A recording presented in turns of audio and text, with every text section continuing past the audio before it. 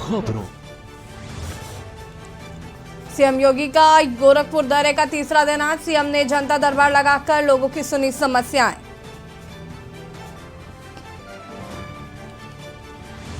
CM योगी का आगरा दौरा आज छत्रपति शिवाजी महाराज जयंती समारोह में होंगे शामिल।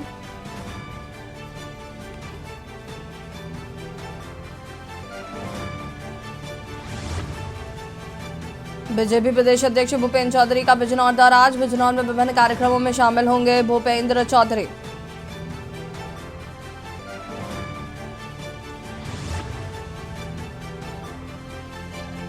अखिलेश यादव ने बीजेपी पर कसा तंज, कहा कि भाजपा राज में महिलाएं सबसे ज्यादा सुरक्षित। लखनऊ में उत्तरी विधानसभा में 21 फरवरी को लगेगा रोजगार मेला, विधायक डॉक्टर नीरज बोरा करेंगे उद्घाटन।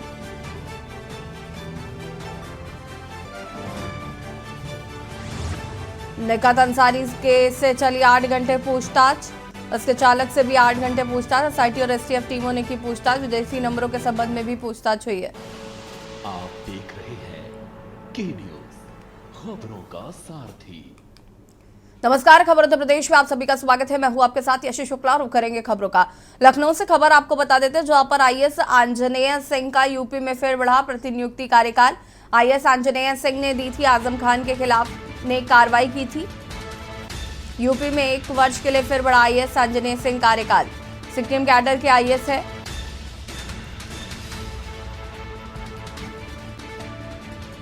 आईएएस आंजनेय कुमार सिंह फिलहाल मुरादाबाद कमिश्नर पद पर तैनात है। 15 फरवरी 2024 तक यूपी प्रतिनियुक्ति पर रहेंगे आईएएस आंजनेय कुमार। यूपी में 8 वर्ष की प्रतिनियुक्ति के बाद फिर 1 वर्ष की प्रतिनियुक्ति बढ़ाई गई है।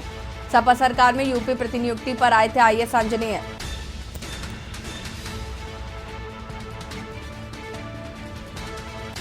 यूपी में 8 वर्ष का प्रतिनियुक्ति के बाद 1 साल फिर उनकी प्रतिनियुक्ति को बढ़ा दिया गया है।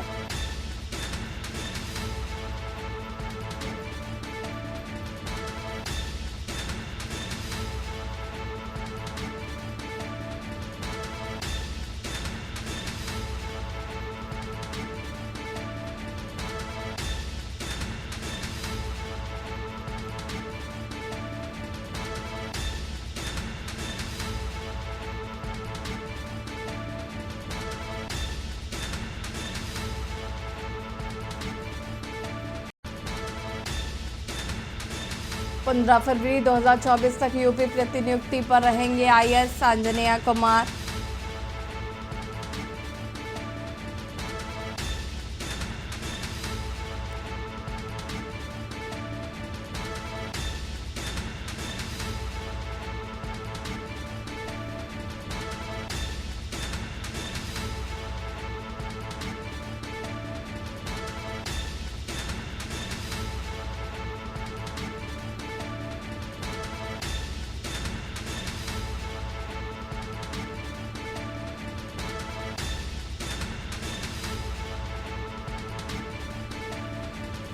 आईएएस आंजनेय सिंह फिलहाल मुरादाबाद कमिश्नर पद पर हैं तैनात।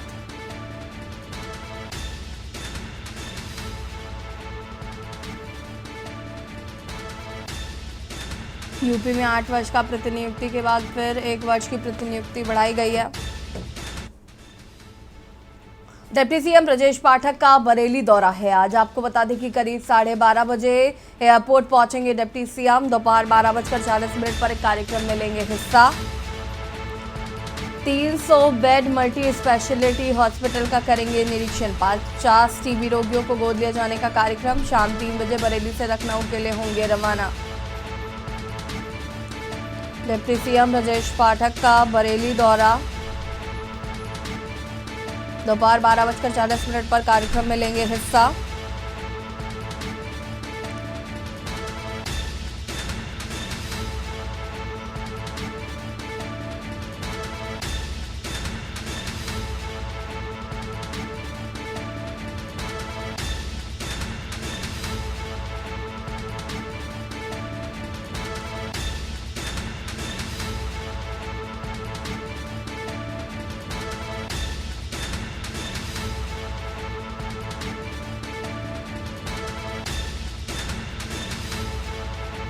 डिप्टी सीएम ब्रजेश पाठक कार्यक्रम में लेंगे हिस्सा।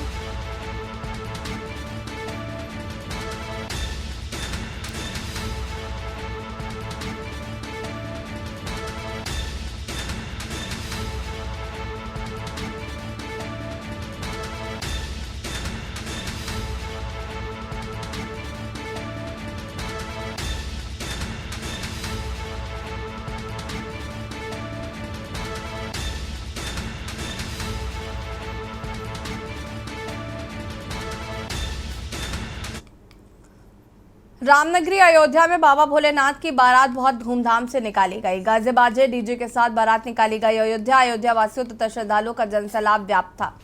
भोलेनाथ की बारात में श्रद्धालुओं और अयोध्या वासियों बहुत उल्लास के साथ गानों की धुन में डांस कर रहे थे। बारात के साथ आतिशबाजी भी हो रही थी।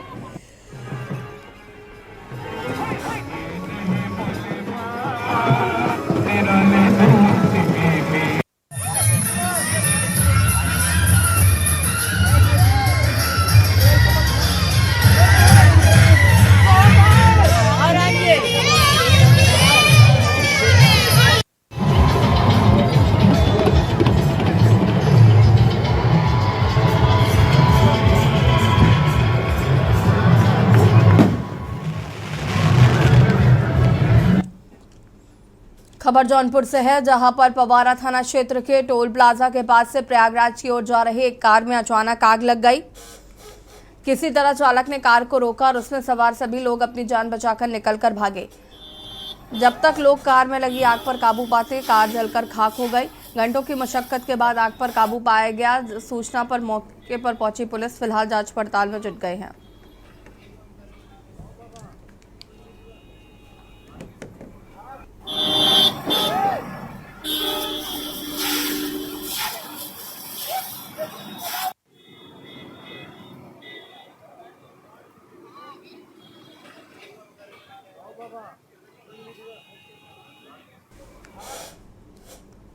और यहाँ रुकेंगे छोटे से ब्रेक के लिए। ज्वाल हाजिर होता है।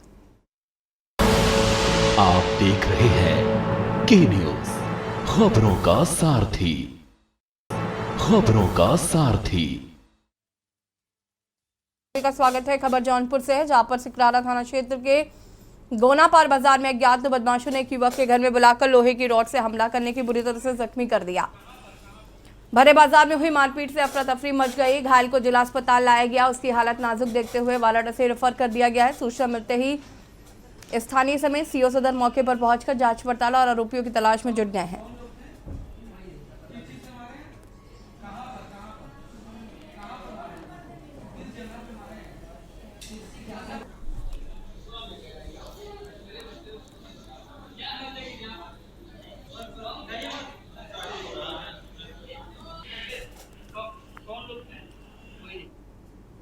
कासगंज की जिला जेल में बंद माफिया मुख्तार अंसारी के विधायक बेटे अब्बास अंसारी को अपनी जान का खतरा सता रहा है और इसी डर को लेकर अब्बास अंसारी के परिजनों ने यूपी सरकार से कासगंज जेल में सुरक्षा के कड़े इंतजाम करने की गुहार लगाई है। सूत्रों के हवालों से खबर है कि अंसारी के परिजनों ने यूपी सरकार को पत्र लिखकर जेल बदलने की मांग की है। माफिया मुख्तार अंसारी से जुड़े सूत्रों के मुताबिक जल्द ही परिजन प्रयागराज हाईकोर्ट में याचिका दाखिल करेंगे।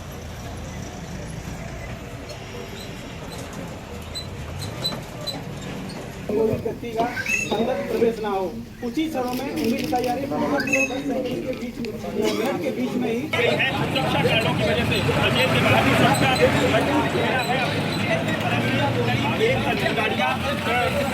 डॉन मुख्तार अंसारी के विधायक बेटे अब्बास अंसारी की असली जेल यात्रा की शुरुआत हो चुकी है और इस समय कासगंज की पटियाला जेल में आप देख सकते हैं तमाम अधिकारियों की मौजूदगी में कड़ी सुरक्षा।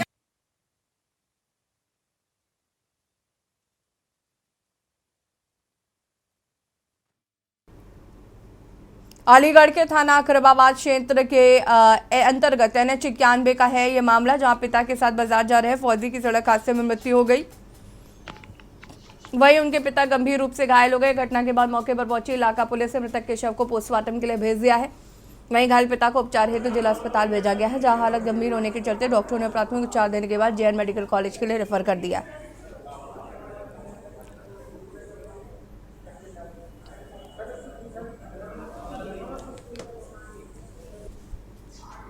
तेल लेने आए काम से, हाँ, खेत भरने के लिए। कहाँ पे हुआ एक्सीडेंट? जे पुल के नीचे टंकी के पास में। उनके साथ कौन था? फौजी जगदीश, क्या नाम है उनका? जगदीश नाम है उनका।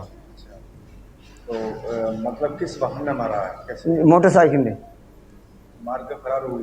नहीं, वो लोग वहाँ बैठा थे इनके संग ही वहाँ में अस्पताल के लिए भेजे। वो भी घायल है? वो ने घायल नहीं करने का, हल्की चोट है निकाला। तो कानपुर में पनकी स्थित प्राचीन शिव मंदिर में पहुंचे सीएम के सलाहकार अवनीश अवस्थी ने रुद्राभिषेक कर पूजन किया। सीएम योगी के सलाहकार अवनीश अवस्थी पत्नी मालिनी और बच्चों के साथ मंदिर पहुंचे। अवनीश अवस्थी की यह पुश्तैनी मंदिर और वह यहाँ पर मुख्य दृष्टि भी है। करीब 250 वर्ष से भी अधिक प्राचीन अद्वितीय शिव मंदिर में महाशिवरात्रि के दिन प्रतिवर्ष भंडारा आयोजित किया जाता है। यह भंडारा मंदिर के दृष्टि अवनीश अवस्थी की माता उषा और परिवार के सदस्यों द्वारा किया जाता है। दूर दूर से लोग इस भंडारे का प्रसाद ग्रहण करने आते हैं। अद्वितीय शिव मंदिर में उपस्थित भगवान शिव का विग्रह अत्यंत प्राचीन है। भंडारे की खास बात यह भी रहती है कि भोजन के साथ साथ भक्ति, संगीत, भजनों, अन्य सांस्कृतिक कार्यक्रमों की भी धूम रहती है। प्रसिद्ध लोक गायिका मालिनी अवस्थी के साथ कानपुर की गायिका कविता सिंह ने अपना कार्यक्रम प्रस्तुत किया। इस दौरान भोलेनाथ की शोभा यात्रा भी निकाली गई। देखिए, ये हमारे पुश्तैनी मंदिर है जो 250 वर्ष से ज़्यादा पुराना है। ये ऐसा शिव मंदिर है जिसमें पंचमुखी शिव जी की मूर्ति लगी है। इसके ऊपर गंगा जी का जो है उनकी जटाओं में वास है। साथ ही साथ जो है इस सुंदर मूर्ति के साथ साथ पूरा जो है शिव का पूरी जो व्यवस्था बनी है, सभी हमारे देवी देवता भी साथ में हैं। ये जो भंडारा है कई सालों से आयोजित हो रहा है। आज मालिनी और उनकी सभी सहयोगी साथियों ने, कविता जी ने, सभी लोगों ने यहाँ भजन और गीत का जो है मंचन किया है। हमारी माता जी भी यहाँ पर हैं। हम लोग बहुत खुश हैं। ये जो मंदिर हमारे बेटे के नाम से अद्वितीय शिव मंदिर है, यहाँ हजारों लोग आज आए हैं। भंडारे में उन्होंने भाग लिया है। खबर सिद्धार्थनगर से है, जहां पर सपा सांसद शफीकुर रहमान बर्ग के विवादित बयान पर डुमरियागंज के पूर्व विधायक हिंदू युवा वाहिनी के प्रदेश प्रभारी राघवेंद्र प्रताप सिंह ने पलटवार किया है। उन्होंने कहा कि जो हिंदू द्रोही हैं, राष्ट्रद्रोह की बात करते हैं। शफीकुर रहमान बर्ग को ज्ञान की कमी है, उन्हें ज्ञान प्राप्त करने के लिए संस्कृत विद्यापीठ में दाखिला लेना चाहिए। शफीकुर रहमान बर्ग को ज्ञान की कमी है, ज्ञान प्राप्त करना है उन्हें, तो उन्हें संस्कृत विद्यापीठ वाराणसी या गोरखनाथ मंदिर में पुनः एडमिशन ले लेना चाहिए। यह सनातन की धरती है और सनातन की धरती पर जो भी पैदा हुआ वो हिंदू ही पैदा होता है। हिंदू एक पद्धति है, कोई जाति नहीं है, कोई वर्ग नहीं है, कोई धर्म नहीं है, कोई मजहब नहीं है। हिंदू एक संस्कृति है और जैसा कि पूज्य योगी आदित्यनाथ जी महाराज ने कहा है, वो सही है कि इस देश में पैदा हुआ हर व्यक्ति सनातनी है, हिंदू है। ये अगर हिंदू और सनातनी है तो ये हिंदू राष्ट्र स्वाभाविक था, है और रहेगा। और इसी बीच आपको लखनऊ से खबर बता देते हैं। लखनऊ से खबर, आईएएस इंजीनियर सिंह ने आजम खां के खिलाफ याचिका दायर की। आईएएस इंजीनियर सिंह का यूपी में फिर बढ़ा प्रतिनियुक्ति कार्यकाल।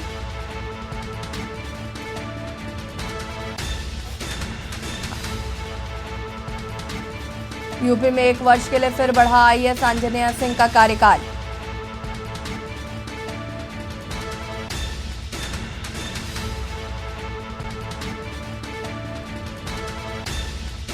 आईएएस इंजीनियर सिंह फिलहाल मुरादाबाद कमिश्नर पद पर तैनात हैं।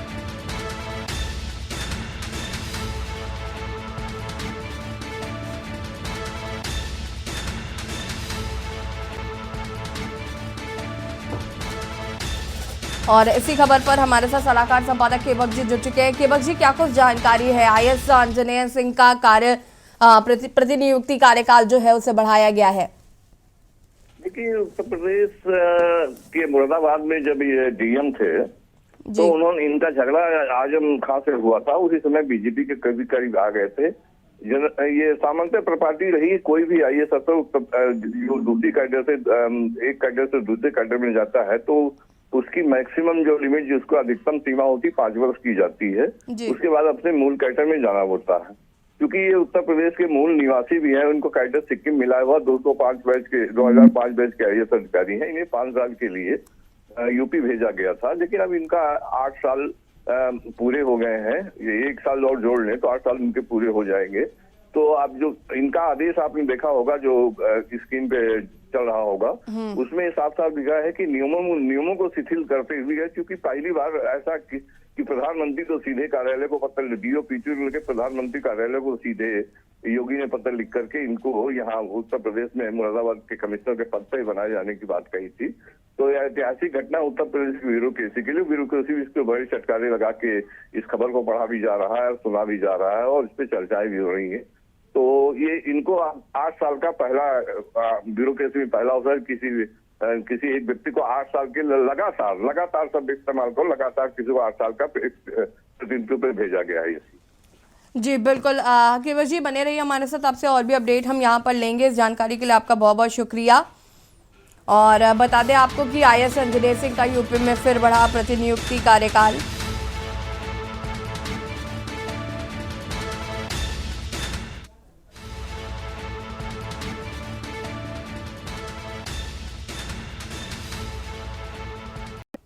और इसी बीच आपको प्रयागराज से खबर बता देते हैं, यूपी में नया गठबंधन।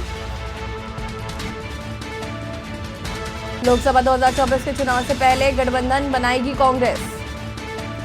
नया गठबंधन सभी को चौंकाएगा, सांसद इमरान प्रतापगढ़ी। बड़ी खबर आपको बता रहे हैं,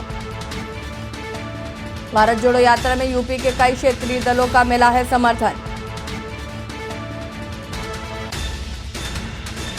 RLD और पीस पार्टी भी गठबंधन में हो सकती है शामिल। और इसी खबर पर हमारे साथ सलाहकार संपादक केवल जी जुड़े हुए हैं। केवल जी, क्या कुछ जानकारी है कि कांग्रेस गठबंधन कर सकती है?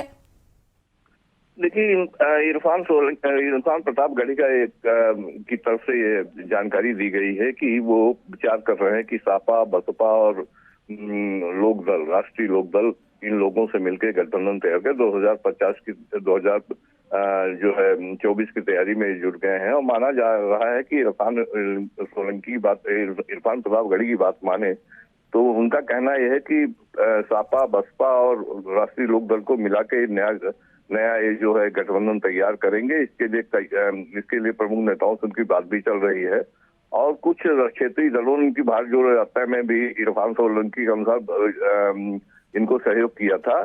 तो माना जा रहा है कि इस गठबंधन की घोषणा चुनाव के कुछ दिन पहले ही हो जाएगी। अब इसी वक्त कर देंगे, जैसे अभी उन्होंने इशारा किया 2023 में गठबंधन की घोषणा कर देंगे ताकि 2024 की तैयारी पूरी कर सकें।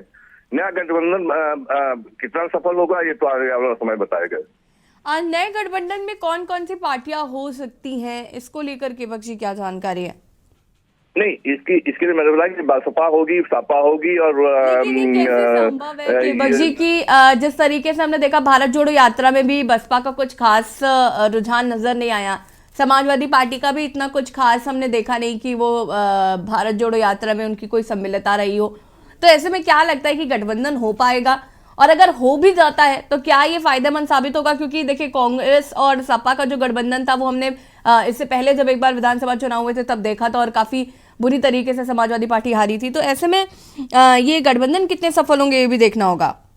देखिए, राजनीति में कोई चीज असंभव है, संभव नहीं होती। असंभव कोई चीज, हर चीज संभव होती है। राजनीति में सब कुछ चलता है। गठबंधन कितना सफल होता है, किन किन दलों को इस साथ में लगते हैं, अभी तो एक विचार है, उन्होंने एक विचार हवा में छोड़ा है कि हम गठबंधन करने की योजना बना रहे हैं और बसपा, सपा और कांग्रेस से गठबंधन मिलके बड़ा गठबंधन तैयार करेंगे। आगे वाला समय तय कराएगी। तो राजनीति में कुछ भी असंभव नहीं है ऐसे। जी बहुत बहुत शुक्रिया आपका तमाम जानकारी देने के लिए। और बता दें आपको कि लोकसभा चुनाव से पहले कांग्रेस गठबंधन की रणनीति बना रही है। गठबंधन वो पार्टी के साथ कर सकती है। और यहाँ रुकेंगे छोटे से ब्रेक के लिए, जल्द हाजिर होते हैं। आप देख रहे हैं के न्यूज, खबरों का सारथी। ब्रेक के बाद एक बार फिर से आप सभी का स्वागत है। खबर बदायूं से है, जहां पर माध्यमिक शिक्षा मंत्री गुलाब देवी बोर्ड परीक्षा का जायजा लेने बदायूं पहुंची थी।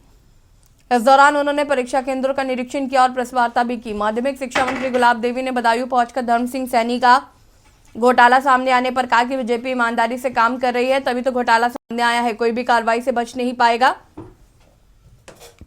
रामचरितमानस विवाद पर सपा को घेरा और स्वामी प्रसाद मौर्य को बताया रावण।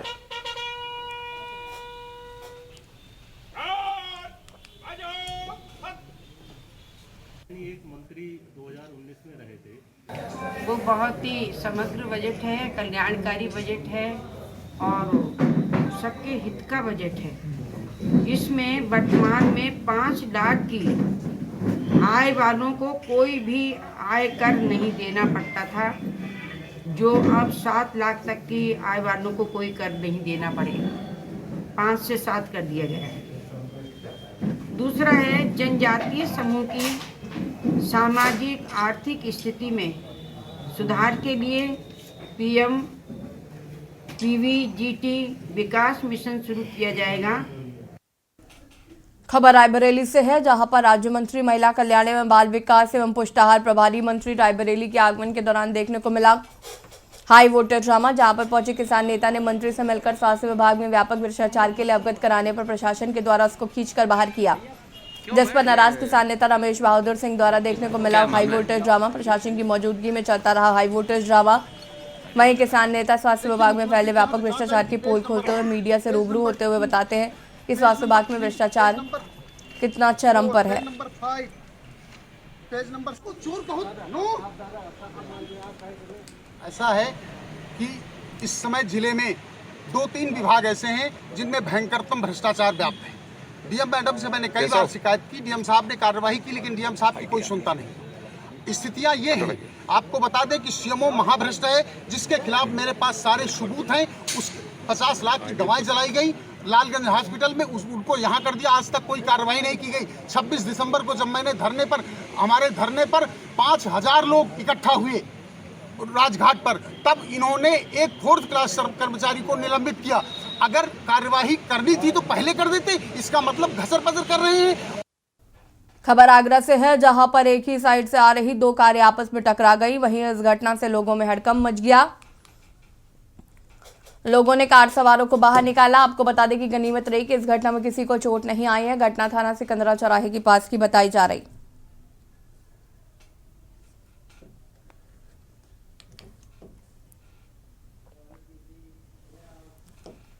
खबर अमेठी से, जहां कोतवाली पुलिस के रात्रि गश्त में खुली पोल। देर रात में अमेठी कोतवाली क्षेत्र अंतर्गत कस्बे के ही दमोह रोड पर स्थित एक मकान में बेखौफ चोरों ने एक घर को निशाना बनाया। परिवार लोहे की खिड़की दरवाजे बनाने वेल्डिंग का कार्य करता था। घर के सभी लोग शादी सम्मिलित होने गए थे।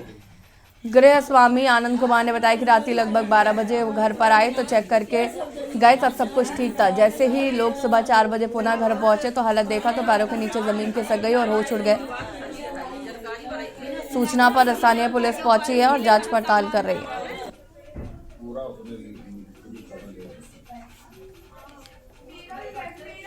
बताइए एकदम से हमार चीज रही गटई के गोड़े के आते का है। कौन नाम है दादी? उमा देवी नाम है। माए क्या घटना हुई आपके? डाका डारे यहाँ भैया, हम तो सब चला कर रही ने, अब बेटो बिहार आने। कितने की चोरी हुई है लगभग? भैया बहुत चीज गया है मेरे बिटिया के, बड़ी बिटिया का चीज बहुत रही, छोटकई बिटिया का चीज रही। सब घटना हमारे घर चोरी क्या डाका बोलिए, डाका पड़ा है। और 12 बजे आए थे मेरे पिताजी भाई, तब तक कुछ नहीं हुआ था। लेकिन अभी 4 बजे के लगभग हम और हमारे भाई और कुछ 1-2 रिश्तेदार हम लोग साथ में आए। यहाँ पे देख रहे हैं ताला टूटा हुआ है, तब भी समझ में नहीं आता क्या हुआ। देखे अंदर जाके सामान पूरा बिखरा हुआ पड़ा है। और उसके बाद जितना सामान है हर जगह का, लॉकर का हर जगह का खोल के ताला तोड़ के सारा सब कम से कम 15-20 लाख के करीब जो है गहना जो है गया है कम, और 6-7 लाख के करीब नकदी जो है रुपया चोरी हुआ है। और आज लड़के की शादी थी तो हम लोग शादी के कार्यक्रम में गए थे, तो 12 बजे एक चक्कर लगाए तो घर मेरा ठीक था।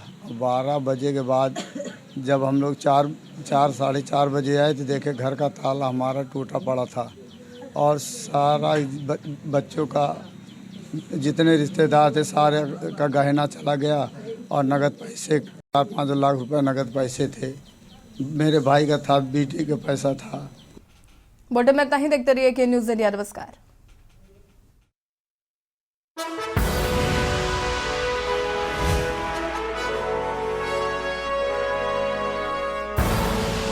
आप देख रहे हैं के न्यूज़, खबरों का